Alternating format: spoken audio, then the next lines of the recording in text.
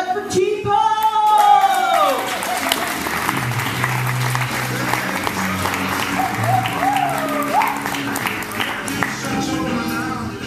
Thanks, Claudia. Hey, yeah, we got the Road Poetry Slam. It's every third Tuesday at Northwest Pizza. And it's awesome. It's a competition, 3-round, 3-minute pieces. And you get judged by some judges picked out of the audience, and then there's money to be had. It's kind of fun. The winner can take home around $100 if they're lucky. You know, Claudia's won several of them. I don't think she took that much home, but not. It depends on the door.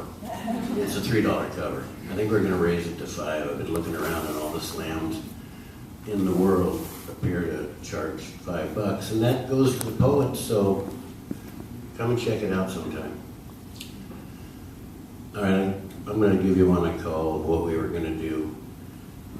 And the reason I'm doing this one tonight is because I did it at the Poetry Slam, our second slam, a year ago, and Mandy Valencia heard it, liked it, made a film from it, a short film, and it's going to be in the Ashland Independent Film Festival in April. Here's to Mandy, and this is the poem that inspired it, what we were going to do. We would build a raft, we said, from logs we cut ourselves, and we tracked the Mississippi's bed from the Missouri to the mouth. Yeah, we were going to build a raft. And we would float the Mississippi, and we would drink and smoke and laugh as we traveled the old muddy, brother, when this hell is over, and we get back to the world, we said, for a while, we'll just lay in clover. Then we'd follow where the river led. There was me and Harley, Danny and Cherry Ball.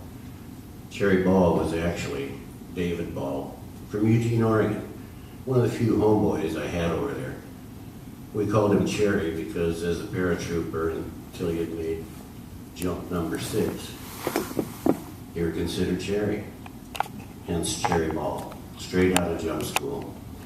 But the 4 of us would often sit at night together in a bunker on guard duty, talking about how far away was everything that mattered to us, aside from one another. And we seldom, if ever, talked about our feelings for one another. We knew how we felt, and it didn't require vocalization. We would die for each other, like brother to brother. Danny was from Lake George, New York. Harley from everywhere and nowhere. But we would talk, and as we sat and watched the sky blaze red over the South China Sea at dusk, we would talk. We talked about how we would all stay in touch, and once the last of us got back to the real world, we would meet in St. Louis. We would boat out to a nearby island in the Muddy, where we would camp out for several days while we constructed a most sturdy raft. Upon completion, we would stock provisions and launch. We would float the Mississippi to New Orleans, beaching only to gather more provisions. This was the plan, and none of us even questioned if it would happen. It would. And nobody would tell us we couldn't. Nobody ever again would tell us we must get a haircut. And nobody, no man, ever again would tell us we must do anything we are not already inclined to do.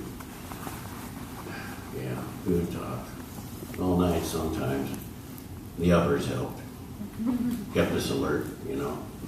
Sometimes it's good to be just a little bit paranoid on guard duty.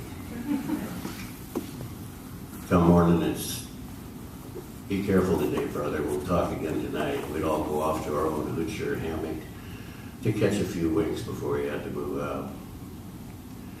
Then one day, Harley got orders for Thailand. I always figured they wanted him to train Rangers to kill effectively with hand weapons, but I never heard from him again. A few weeks later, I was in the back of a 3/4-ton truck driven by Cherry Ball. when from the rice paddy to the right of us, 2 AK-47s opened up, fired from the hip, one by a woman. And they sent a noisy stream of tracer rounds out in front of the vehicle and slowly walked them into us.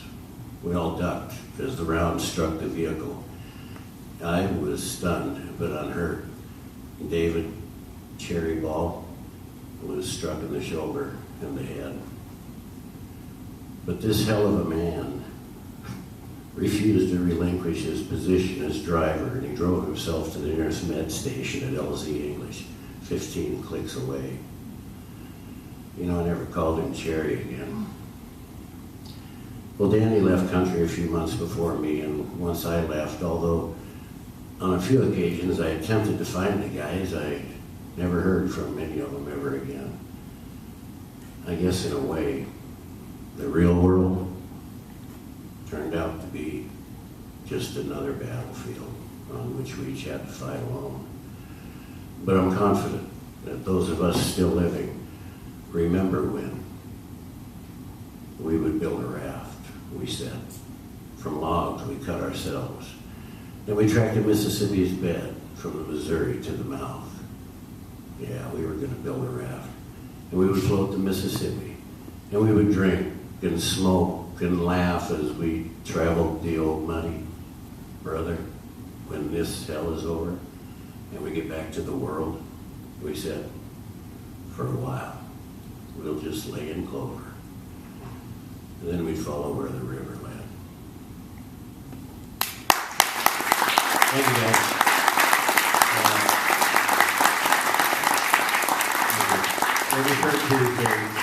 So the 20th, next Tuesday, Road Poetry Slam. Come check us out. Thanks.